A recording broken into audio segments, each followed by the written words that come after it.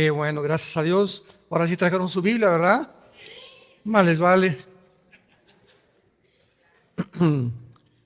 Bueno, pues vamos a iniciar. Nos da mucho gusto concluir en esta noche. Bueno, mañana tenemos las últimas dos conferencias, pero todas estas conferencias han tenido el propósito de orientarlos a ustedes, de abrirles un poco más el entendimiento, la conciencia, el discernimiento de lo que está pasando en el mundo.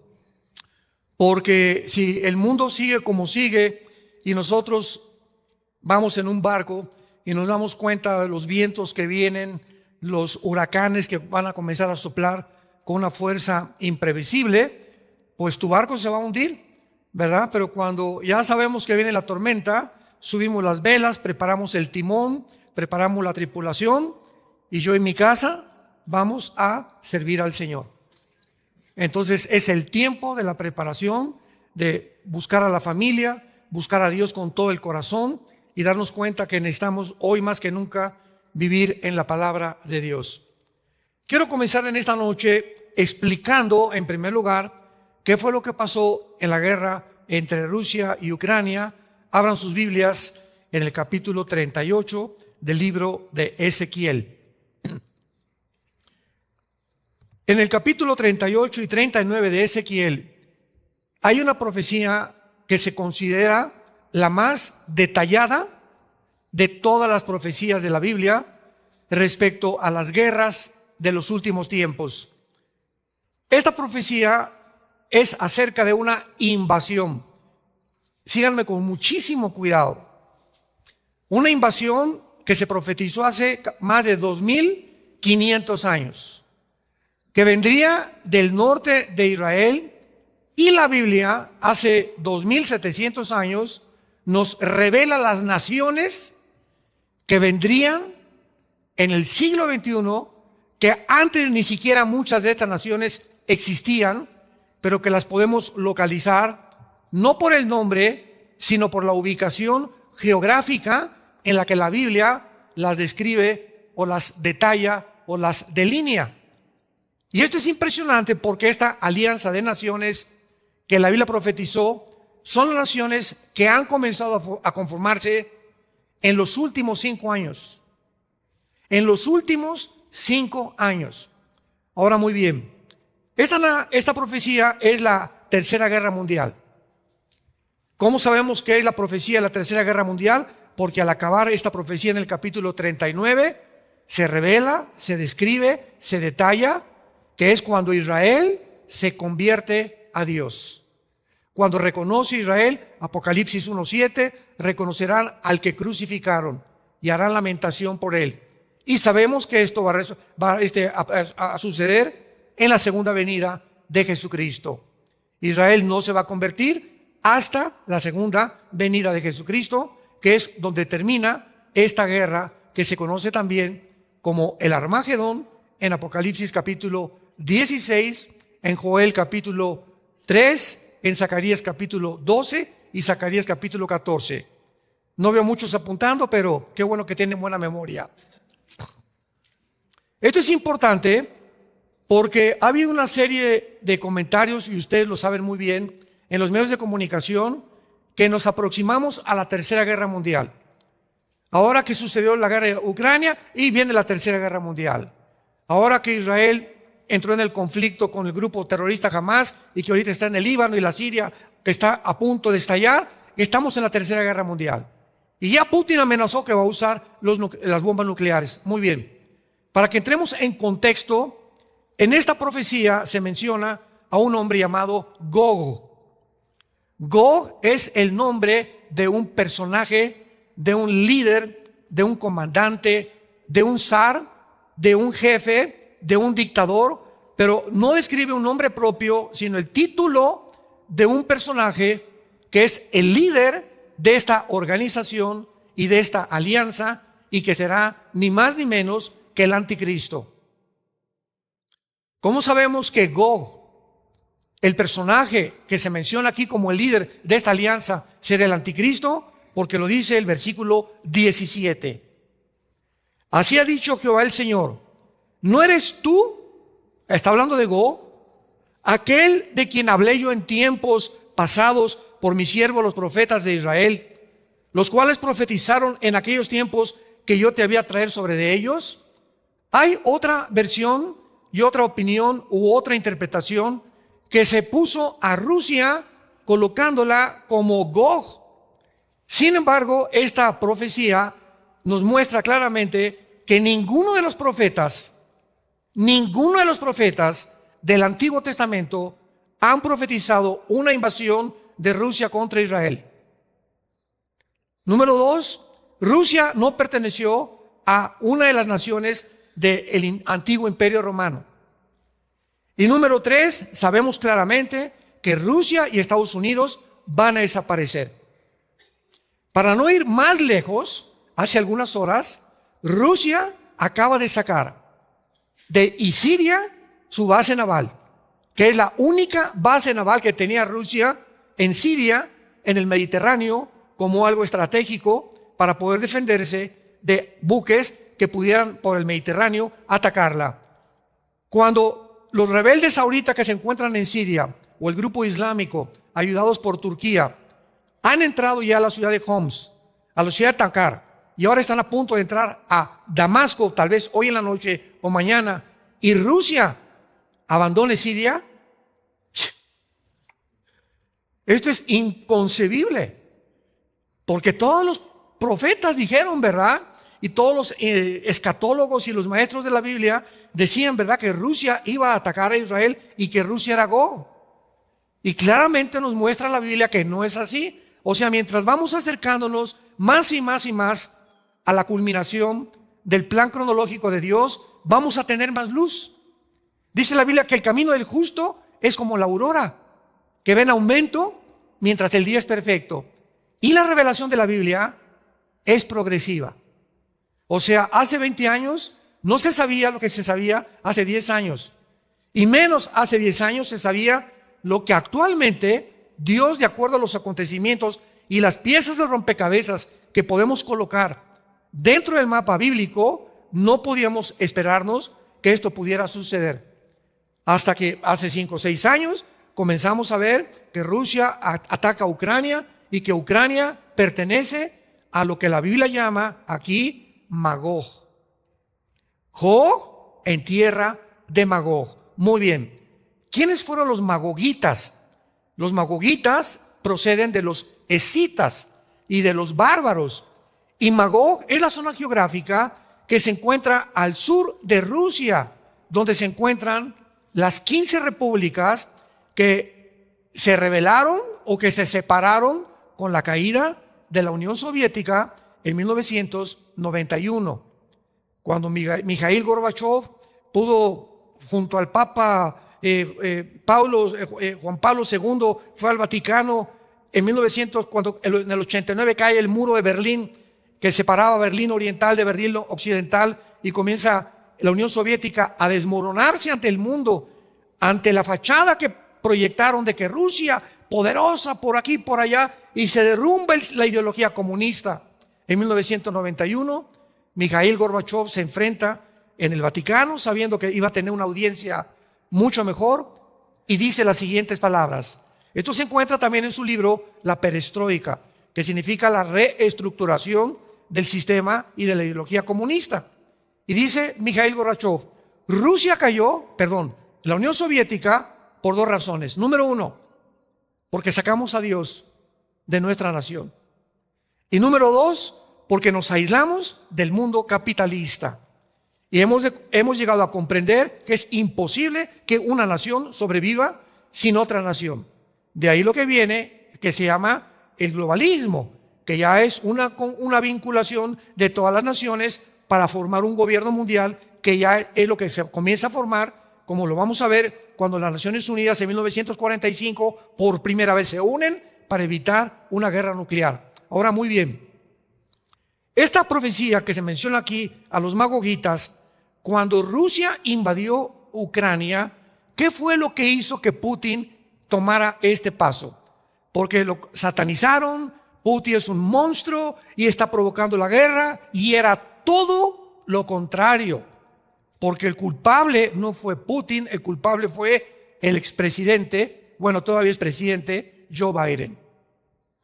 ¿Qué quiero decir con esto? Bueno, cuando termina la Segunda Guerra Mundial, se hace el Pacto de Varsovia en los 50 del siglo pasado, cuando se juntan las naciones para formar también la OTAN, la Organización de las Naciones del Atlántico del Norte, que ustedes saben, la OTAN es el ejército de Europa.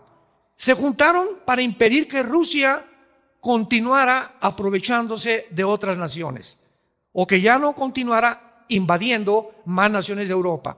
Entonces le pusieron una línea de demarcación a Rusia para que no siguiera avanzando. Y esto, en el Pacto de Varsovia, se hace un tratado que dice lo siguiente: prometemos, dice la OTAN, el ejército de Europa, prometemos que no vamos a avanzar ya hacia el norte, oriente de Europa para poder involucrar más naciones con la OTAN. Principalmente Ucrania, porque Ucrania se encuentra un misil a 15 minutos de Moscú. Es la nación vecina de Moscú, Ucrania. Y Ucrania no pertenece a la OTAN. Todas las naciones que pertenecen al ejército de OTAN en Europa, si atacan España, o atacan Italia, o atacan Bulgaria o Rumania, tienen que entrar todas las naciones. Así lo determina el artículo 5 de la OTAN. Pero como Ucrania no pertenece a la OTAN, y cuando Rusia ve, o Putin ve, que comienzan a violar el Pacto de Varsovia, donde prometieron que no iban a avanzar a conquistar más terreno, y se van acercando a Ucrania bajo la orden del presidente de Estados Unidos, porque Europa siempre ha sido el pollito de Estados Unidos, porque Europa siempre ha visto a Rusia como su enemigo. La única razón por la cual se sometan a Rusia los europeos es porque Rusia provee el 65% del gas a Estados Unidos. Entonces imagínense, ahora vamos a verlo más adelante, que cuando comienzan a sancionarlo económicamente a Rusia por invadir Ucrania, simplemente Putin dijo: les voy a cerrar el gas y van a ver el invierno que van a pasar. Entonces Rusia tiene el Nord Stream, que es un acueducto que llega a Alemania, y de Alemania surte a la Unión Europea del gas de Rusia. Vean cómo está la situación. Entonces Putin ve que están avanzando y rodea a Ucrania con 150,000 soldados. Así comenzó el conflicto. Dice: no, aquí no se van a acercar a Ucrania, ni van a violar el pacto que hicieron. Porque si el presidente Biden, en sus ambiciones de poner misiles nucleares apuntando a Rusia, jamás Rusia lo iba a permitir. ¿Se acuerdan ustedes que desde la guerra de la Segunda Guerra Mundial, el único tiempo en el que el mundo se encontró bajo una amenaza nuclear fue en la década de los 60, cuando Nikita Khrushchev, el ministro de Rusia, puso misiles rusos aunado con Fidel Castro apuntando a Estados Unidos?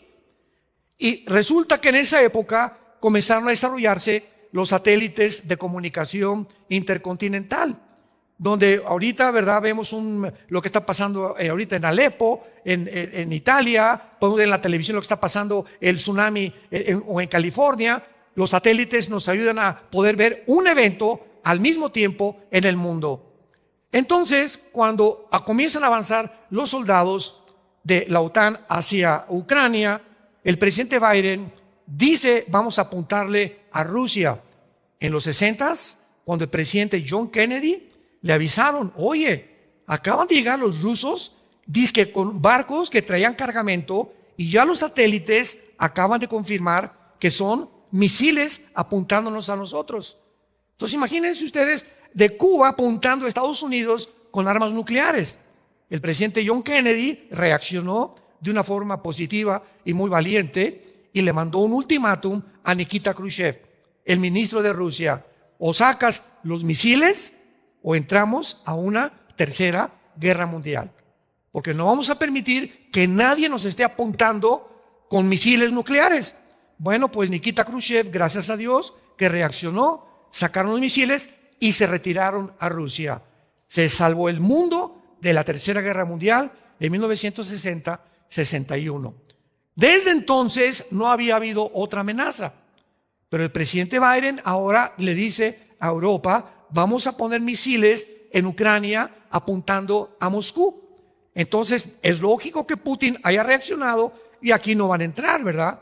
Y cuando la OTAN comienza a mandar armamento a Ucrania y el presidente Biden comienza a enviar casi $1 billón al mes a Ucrania, dice que para armas y para aquí, para allá, cuando se descubrieron los laboratorios químicos que ahora hay en Ucrania, etcétera, etcétera, Putin se enoja mucho más y entonces entra a Ucrania.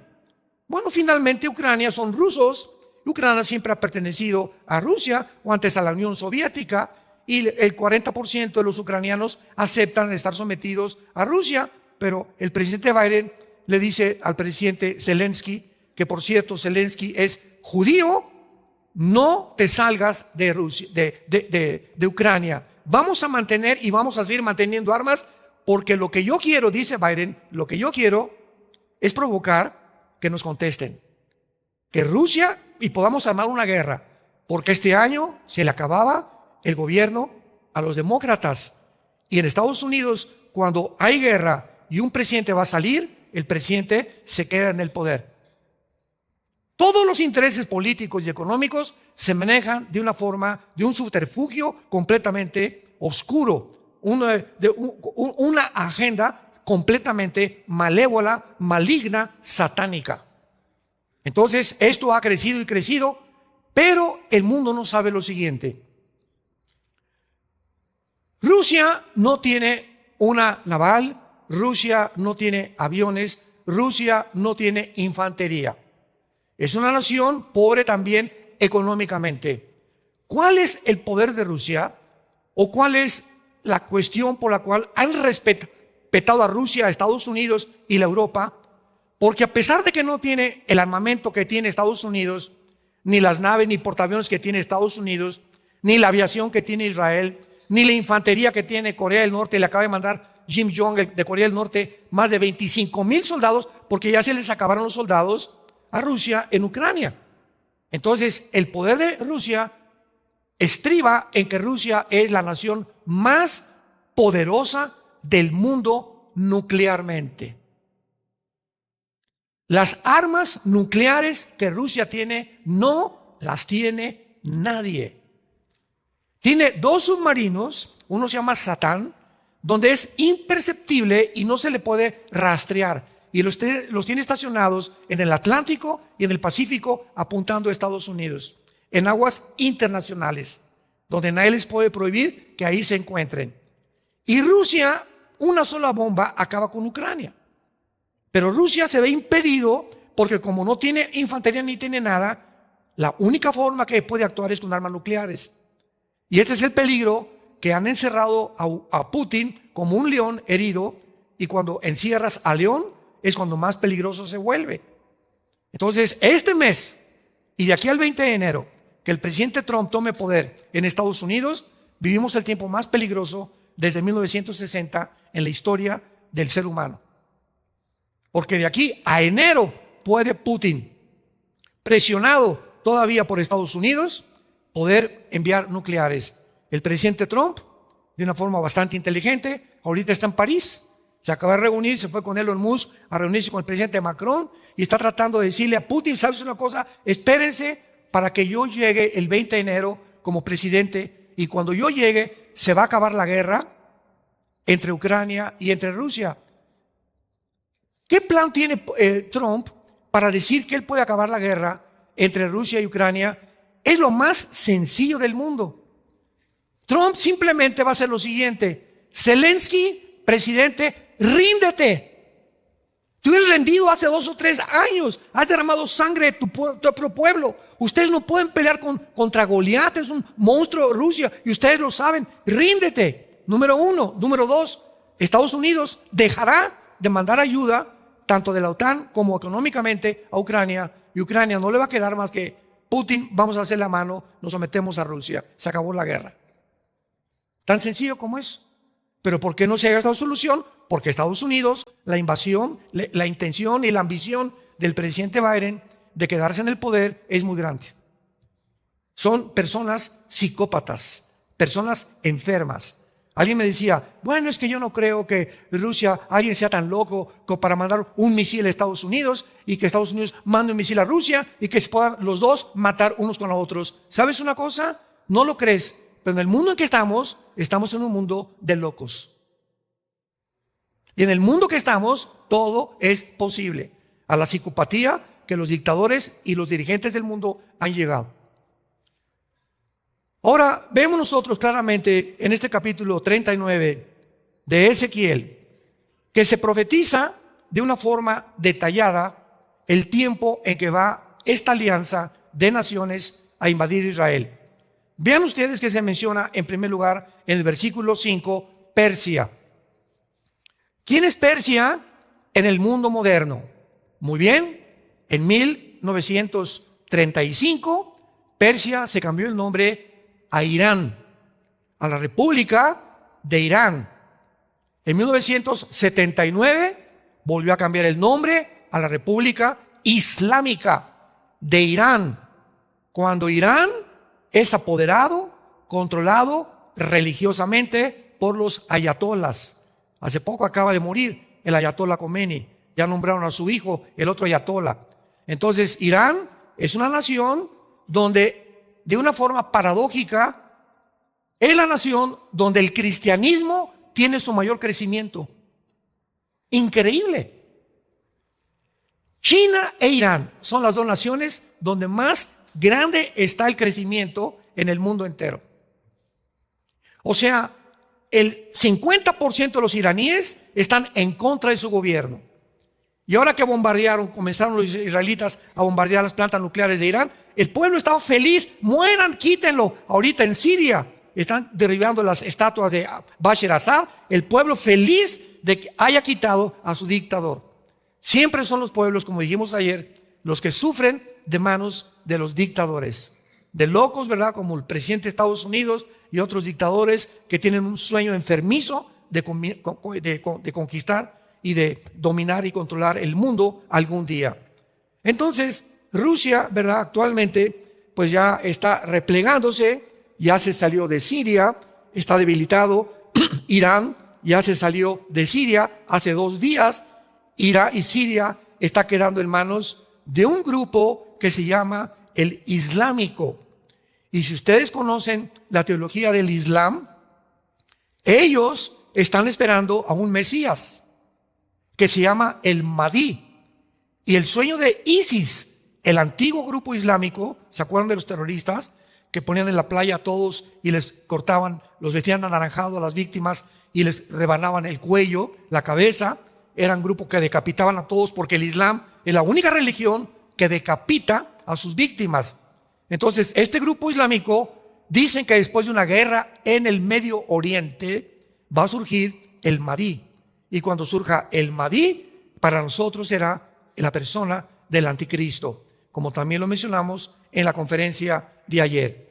Entonces vemos qué increíble que Irán va a sobrevivir, ya se retiró de Siria, pero Irán va a volverse a unir con Siria en los próximos meses o años, que se vuelvan a reagrupar otra vez y que tomen el control los islámicos del Medio Oriente. Pero para que el Islam controle el Medio Oriente, ¿qué tiene que pasar? Rusia tiene que caer y Estados Unidos también. Porque mientras Rusia y Estados Unidos estén vigentes o estén pendientes de lo que pasa y de apoderarse del 65% de las reservas petroleras que hay en el Medio Oriente, porque es la ambición de Rusia y Estados Unidos, es una guerra por el petróleo, porque el que controla el Medio Oriente, controla el mundo. Porque es el petróleo, le llaman el oro negro. Y tanto Rusia como Estados Unidos saben que la manzana de la discordia está en apoderarse del petróleo. Pero ahorita el Islam no quiere que ni Rusia ni Estados Unidos controle el Medio Oriente. Entonces Rusia bíblicamente va a caer. Estados Unidos bíblicamente no aparece en las profecías bíblicas. Y entonces, ¿qué va a suceder? Vean el escenario. Rusia cae próximamente, Estados Unidos cae próximamente. Europa se queda solita, como el patito feo.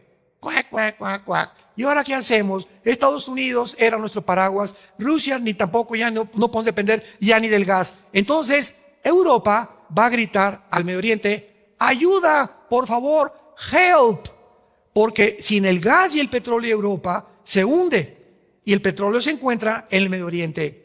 Y la Biblia profetizó hace 2600 años que habría una confederación, que se unirían 5 naciones de Europa y 5 naciones del Medio Oriente. Daniel 2, 24, Daniel 7, 24 al 25, Daniel 8 del 8 al 15,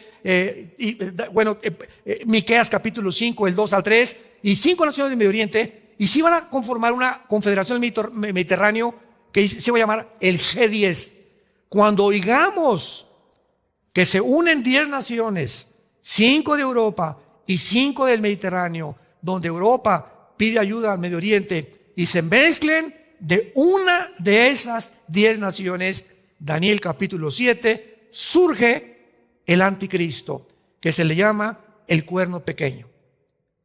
El nombre de pecado, el hijo de perdición o la bestia, como se le conoce en el Apocalipsis.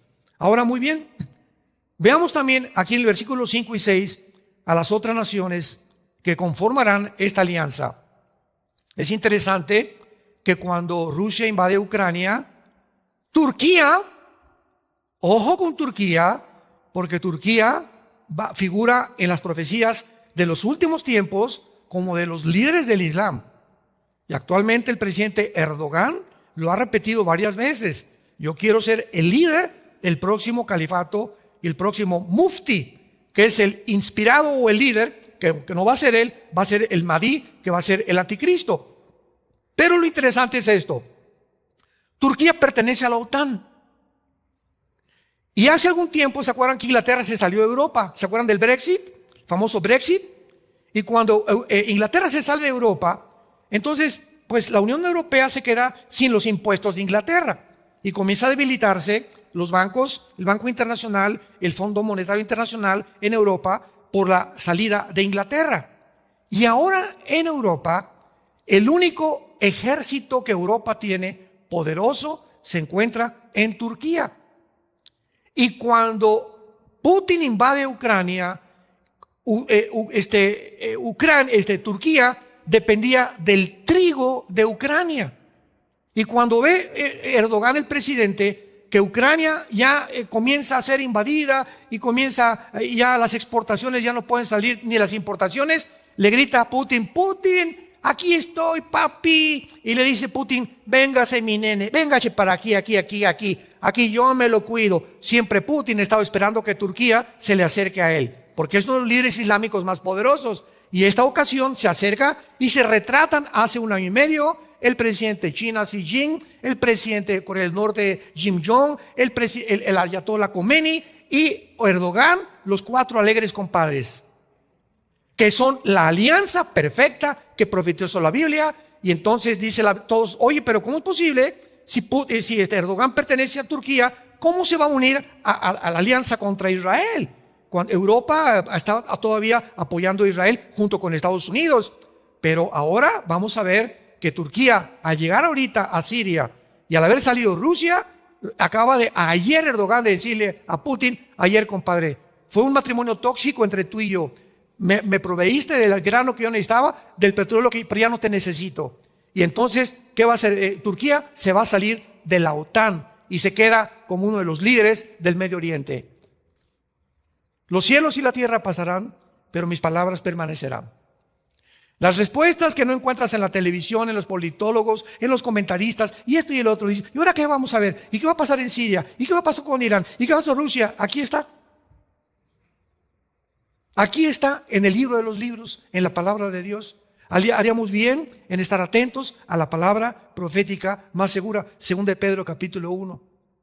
Hasta que el lucero amanezca y la oscuridad desaparezca con la venida de Jesucristo. Pero tenemos aquí el mapa que nos muestra claramente que Dios está al control de tu vida, de tu matrimonio, de tu trabajo, de mi vida y de mi familia. Si nosotros le obedecemos y seguimos las pisadas de su Hijo Jesucristo. Porque es el tiempo de seguir a Jesucristo como nunca jamás. Vayamos ahora rápidamente a Apocalipsis capítulo 17 y veamos la conformación final de este globalismo, porque una de las cosas más impresionantes de la Biblia, esto le funde los fusibles a cualquier ateo, a cualquier agnóstico, a cualquier escéptico. Yo recuerdo cuando había un astrónomo que murió a finales del siglo XX llamado Carlos Sagan, ateo. Y cuando murió Carlos Sagan, le preguntaron: oye Carlos, ¿y por qué tú nunca creíste en Dios? ¿Saben lo que contestó Carlos Sagan antes de morir? Pobrecito. Es que nunca tuve evidencias suficientes de que Dios existía. Jesús, María y José y el burrito que los acompaña.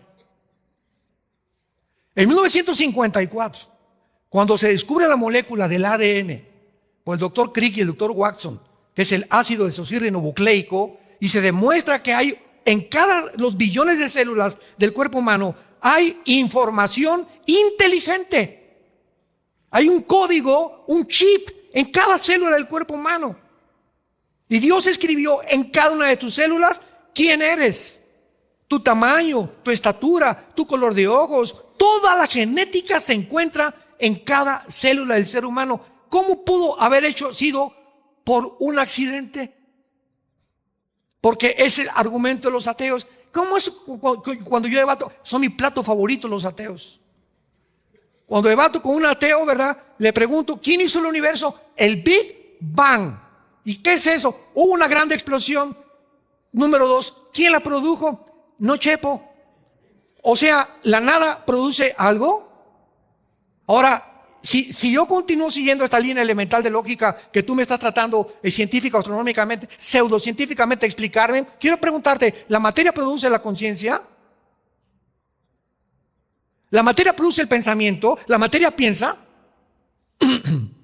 ¿De dónde vino entonces la conciencia? Yo soy y pienso, soy un espíritu, tengo un cuerpo, entonces pienso y me doy cuenta que estoy en contacto con un universo que me rodea y que tiene que haber forzosamente, somos diferentes a los animales, y que tiene que haber una adoración de un Dios, porque nunca he visto a los conejitos alabaré, ni a los changos ni a los hipopótamos alabar a Dios. No es la conciencia de un ser supremo más que en el ser humano. Solamente a tu abuelita se parece a Chita, le dije.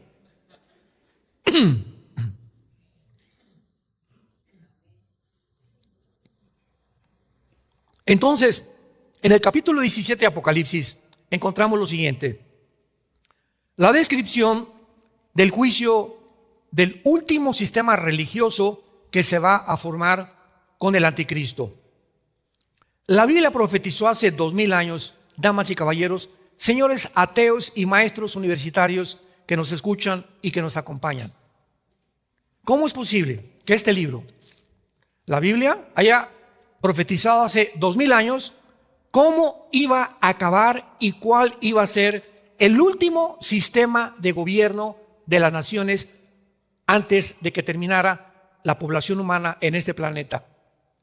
¿Cómo es posible que el apóstol Juan, que escribió el Apocalipsis, haya dicho en el capítulo 13 que vendría un sistema en los finales tiempos llamado el anticristo, que marcaría a los hombres con el 666 y que a través de esta marca controlaría la economía del mundo?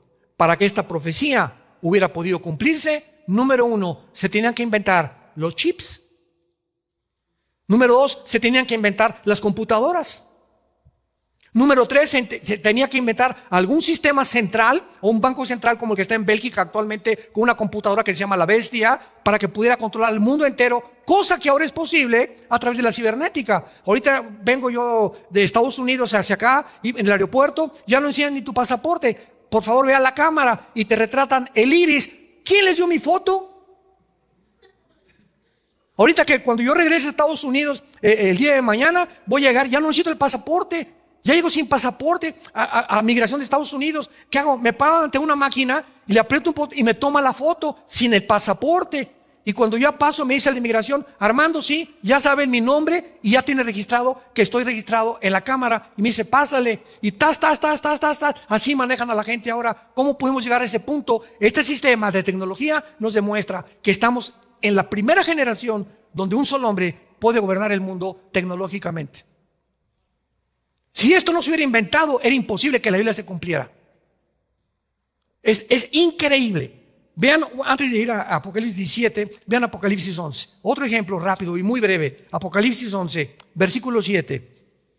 Vean nada más esto, con qué detalles la Biblia se adelantó al futuro y a la historia humana. Dice Apocalipsis 11:7: cuando hayan acabado tu testimonio, la bestia que sube del abismo hará guerra contra ellos, los vencerá y los matará.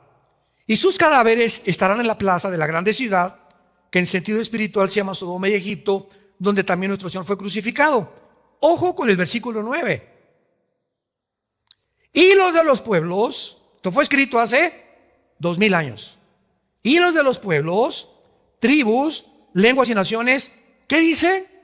Circula esta palabra en tu Biblia, verán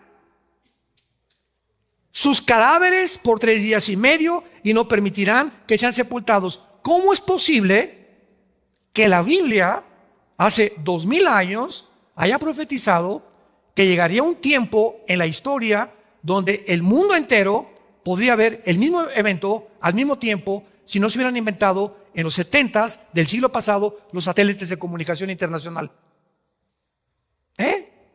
¿Cómo te quedó el ojo, amigo ateo? Esto no lo vas a encontrar ni con Nostradamus, ni con tus chamanes, ni con tus brujos, ni con Walter Mercado tampoco. Dice Carlos Sagan: no encontré evidencias porque no quisiste encontrarlas. No hay más ciego que el que no quiere ver la luz. Hay personas que tú les enseñas la luz y te dicen: esto es blanco, no es negro. Este es hombre, no es hombre, es mujer. Esta es mujer, no es cierto, es hombre. ¿Y yo qué soy? No sé. Y ahora en Estados Unidos, ¿saben lo que está sucediendo? Y en Canadá, soy un perro. Y ahora comienzan a caminar como perros y les amarran una correa y pasan el tráfico y dicen: soy perro. Y cuando tú llegas a registrarte en algún lugar, te tienes que registrar como perro, porque no puedes contradecir a la persona que ese es el sentimiento que él tiene de que es perro y que no es humano. Es una locura el mundo en que estamos ahorita. Increíble. Lo estamos viviendo, damas y caballeros, santos de Dios. Y en Apocalipsis 17, para terminar, vemos nosotros la profecía de este sistema religioso, donde se percibe, versículo, vamos a leerlo rápido. Vino entonces uno de los 7 ángeles que tenían las 7 copas, habló conmigo diciéndome: vente a mostrarle la sentencia contra la gran ramera, la que está sentada sobre muchas aguas, con la cual han fornicado los reyes de la tierra, y los moradores de la tierra se han embriagado con el vino de su fornicación. Y me llevó en el espíritu al desierto, y vi una mujer sentada sobre una bestia escarlata, llena de nombres de blasfemia, con 7 cabezas y 10 cuernos. La mujer estaba vestida de púrpura escarlata, adornada de oro, preciosa, perlas. Tenía un cáliz de oro lleno de abominaciones y de la inmundicia de su fornicación. Y en su frente escrito un misterio: Babilonia la grande, la madre de las rameras y de las abominaciones de la tierra. No es posible que la Biblia use el adjetivo de ramera a un grupo religioso, llámese secta o como le queramos llamar. Si ese grupo, aún al Islam no se le puede llamar así, ¿verdad? Ni tampoco al budismo. Entonces aquí estamos viendo que hay un grupo religioso que Dios le llama: tú has apostatado, porque en el Antiguo Testamento Dios le llamó a Israel que había fornicado con Siria y con los demás imperios, porque cuando la fornicación se usa en el sentido espiritual es cuando Israel se vende a las naciones, y en el sentido físico es cuando una mujer, ¿verdad?, por tener dinero, su cuerpo lo ofrece en $500, no sé, pero la palabra prostitución significa el sexo que se vende, o el amor que se vende por conveniencia. Cuando la secretaria le dice el jefe de su oficina: te invito a Acapulco, y le ves que tienes el anillo de casado, y ahí va la burra muchacha y se va con el jefe sabiendo que está casado. ¿Por qué? Porque le va a ofrecer un mejor salario y va a tener. ¿Qué está haciendo esa muchacha? Se está vendiendo. ¿Por qué? Para que le den un mejor trabajo, una mejor posición. Por eso ustedes que son solteras, cuando ven a un hombre así, acuérdense que cuando tenemos este anillo, esto significa que ya no salimos del mercado, que ya no estamos a la venta. Que de las millones de mujeres que hay, ahora con la única que tengo que quedarme es con mi esposa hasta que la muerte nos separe. Y es lo que Dios está buscando, y es lo que se llama el adulterio físicamente. Entonces aquí se retrata a una organización donde se ha prostituido con los reyes de la tierra. ¿Cuál es la única religión en toda la historia, en el mundo, que durante 18 siglos controló los reyes de Europa? Número uno, ¿quién es la única organización que tiene un lugar político en las Naciones Unidas? No son los hindúes, no son el Islam, no son los budistas, es Roma. Y lo dice el versículo 18, y la mujer que has visto es la gran ciudad que reina sobre los reyes de la tierra. ¿Quién reinaba en el tiempo que Juan escribió el Apocalipsis? Roma. Entonces nos damos cuenta, ¿verdad?, de qué forma el Vaticano se vende completamente y comienza a predicar, ¿qué cosa? Que Roma salva, no Cristo. Que son los santos los intercesores y no Jesucristo. Que María es la madre de Dios. ¿Cómo puede ser la madre de Dios? Entonces es diosa. Es la madre de Jesucristo, hombre, pero no puede ser la madre de Dios, porque si es la madre de Dios sería eterna, y el único que es eterno es el Padre, el Hijo y el Espíritu Santo.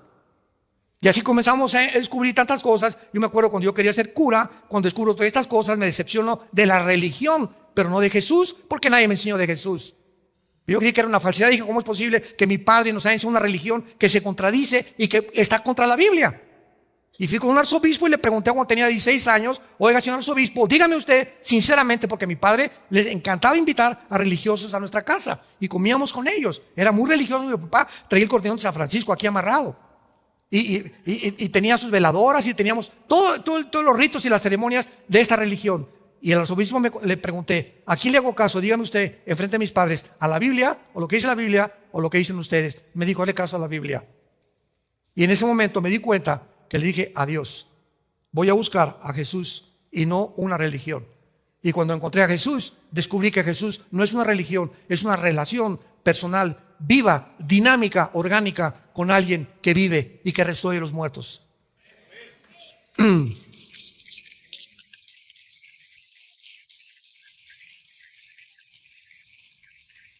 ¿Qué quiero decir? Tú puedes ser católico e irte al infierno. Puedes ser católico e irte al infierno. Puedes ser evangélico e irte al infierno. Puedes ser mormón e irte al infierno. No es la religión la que nos salva, es la sangre de Jesucristo. Cuando comprendemos esto, comprendemos que es el cristianismo. El cristianismo no es una religión. Una religión es el comunismo. Una religión es el budismo. ¿Cómo? El budismo es ateo y está considerado entre las religiones. ¿Se dan cuenta de la ignorancia que hay? Llegan a preguntarme, oiga usted, ¿qué religión tiene? Ninguna. ¿Cómo no? Yo no tengo ninguna religión, soy cristiano. ¿Y qué es una religión? El cristianismo no es una religión, es una relación personal, diaria con Jesucristo que vive. Le dije, no, ¿usted me puede definir el término religión? Muy bien, la palabra re significa en el latín volver a ligar y ligar. O sea, una persona religiosa es una persona que está tratando de regresar otra vez o ligarse con la fuente de energía que es Dios a través de obras, de religión, de ceremonias, de ritos, de bautismos, de comuniones, hincándose por las rodillas, adorando a los santos, etcétera, etcétera. Cuando la Biblia nos dice, sin derramamiento de sangre no hay perdón de pecados. El día que conozcas la verdad te hará libre. Juan 8, 31 y 32. Cuando venimos a la Biblia se nos caen las vendas y nos damos cuenta que tantas mentiras el mundo nos ha dicho. Pues se van a unir al final, ¿verdad? La iglesia romana, se va a unir también el cristianismo apóstata, se van a unir con los mormones, se van a unir con los brujos, se van a unir con los maometanos, con los budistas. La unión de todas las religiones se llama el ecumenismo, que inició el Papa Juan Pablo II en la ciudad de Isis en los 90, cuando invocó a todos los líderes religiosos, incluyendo a los brujos y a los chamanes, diciéndoles, todos nosotros adoramos el mismo Dios. ¿Cómo es posible? Los hindúes tienen 300,000 dioses por el amor de Dios. Los budistas no creen en Dios, es una religión atea. El Islam dice Alá, ¿verdad? El que no siga el Islam lo matamos.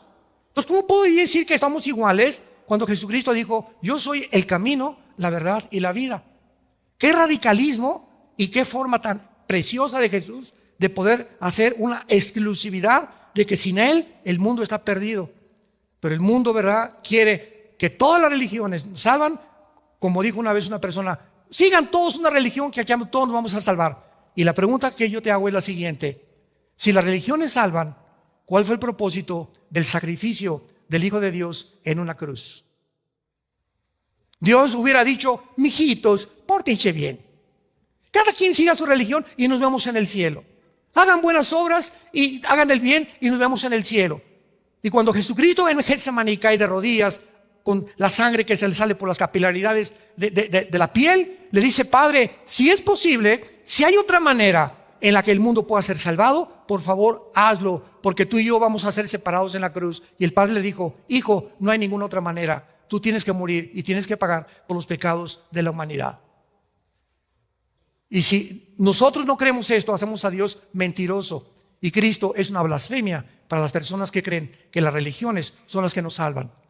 Qué palabra tan dura es esta de oír, pero se las tengo que decir, porque es el camino, la verdad y la vida.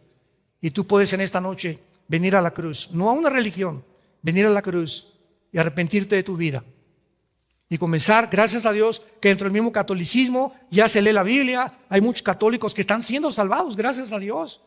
Gracias a Dios que la Madre Teresa, cuando llegó a Nueva York, le dijeron: oiga, Madre Teresa, pero ¿cómo es posible que usted viva allá en Calcuta con los leprositos? ¿Por qué no hace un seminario aquí grandísimo en Nueva York con aire acondicionado? Y la Madre Teresa, la chaparrita que como era, le contesta a los periodistas y les dice: porque he descubierto que no es en el medio ambiente ni en el lujo donde yo puedo ser feliz. Yo soy feliz con mis leprosos porque Dios está conmigo y me regreso a la India. Entonces no es el medio ambiente el que te hace feliz, es tu relación con Jesucristo. Y tenemos grandes ejemplos de grandes católicos que han encontrado a Jesucristo, que se han dado cuenta que no es una religión, sino tienes una relación diaria, viva, orgánica, con alguien que vive en las mañanas a través de la Biblia. Eres una persona religiosa, pero no eres cristiano. Cristiano es la persona que recibe al Espíritu Santo. La palabra cristiano, Cristo significa ungido. Anos en el griego es pequeño. ¿Quién es un cristiano? Es una persona que tiene la unción del Espíritu Santo.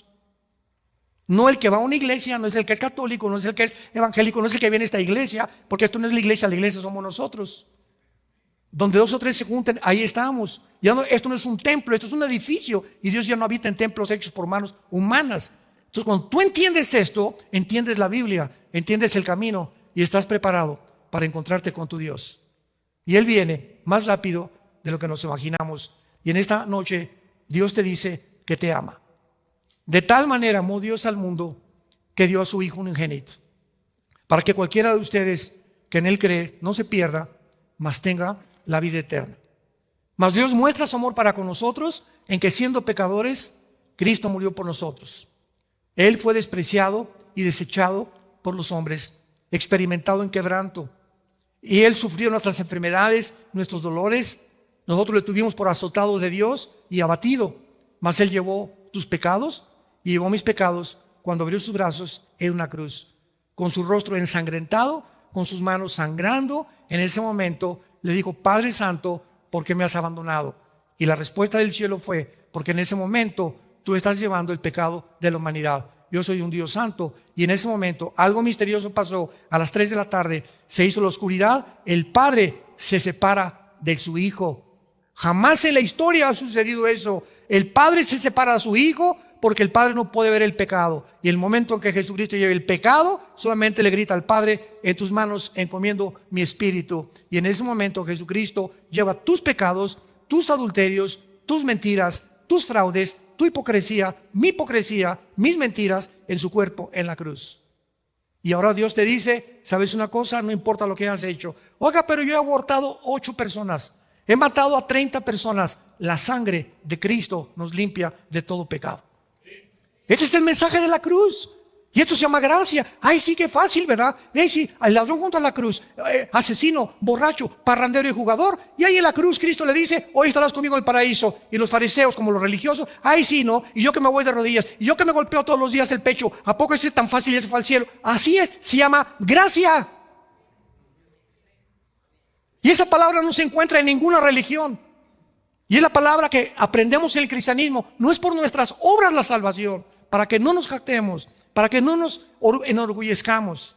Tú no vas a llegar al cielo y le vas a decir, te va a decir Pedro, ¿por qué te dejo entrar, doña Carmelita? Porque hice 2 asilos, porque hice 3 orfanatorios, regrésese al infierno. ¿Pero por qué? Porque cuando tú le digas a Pedro, porque creí en Jesucristo y su sangre me limpió, pásale. No es por obras que hayamos hecho, sino por lo que Él hizo en la cruz entre nosotros. Todas las religiones predican, haz algo. El cristianismo nos dice, Dios ya lo hizo en una cruz. Es la respuesta a la profundidad y necesidad más grande del ser humano. ¿No quisieras tú en esta noche entregarle tu vida a Jesucristo y asegurarte que si esta noche tú te mueres, un accidente, un ataque al corazón, una embolia, ¿quién puede tener la seguridad de vivir mañana? Nadie. Cuando oigas su voz, no te endurezcas. Esta noche Dios te ha hablado. Quiere que tú te acerques a Él, que te arrepientas de tu vida y que comiences a caminar desde esta noche a llegar a tu casa con la persona de Jesucristo en tu corazón. Incline su cabeza, y las personas que en esta noche quieran hacer esta oración, simplemente dile estas palabras de lo profundo de tu alma.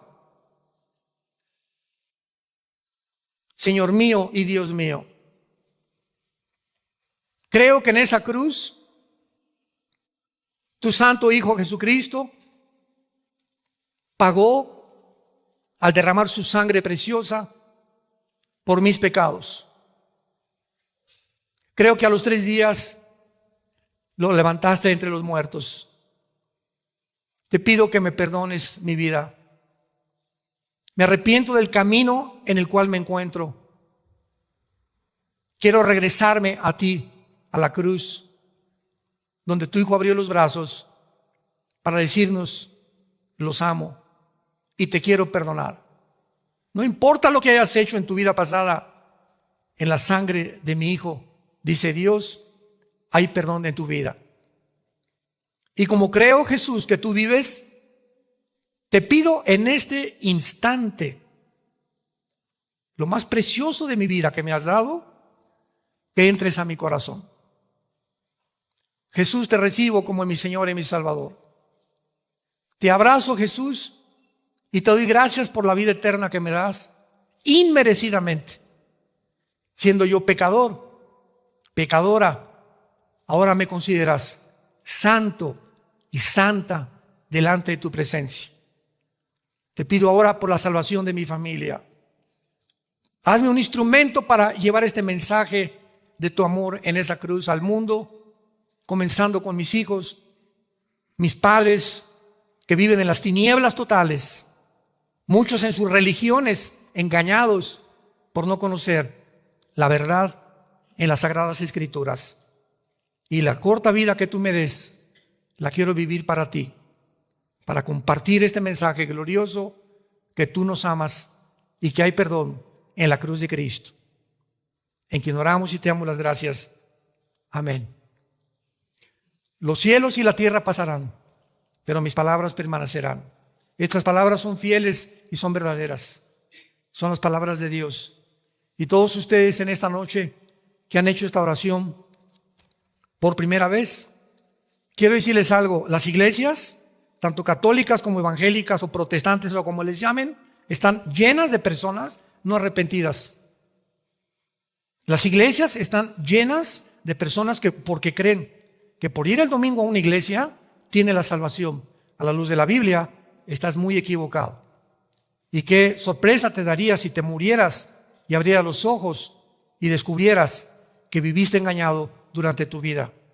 Y que en esta noche Dios te quiso abrir los ojos y que quisiste salir por esa puerta como entraste en la oscuridad de tu vida. Porque le dijiste a Cristo, no creo, te rechazo, déjame seguir viviendo mi vida como a mí me da la gana. Y esta es la condenación, que los hombres escogieron las tinieblas en lugar de la luz.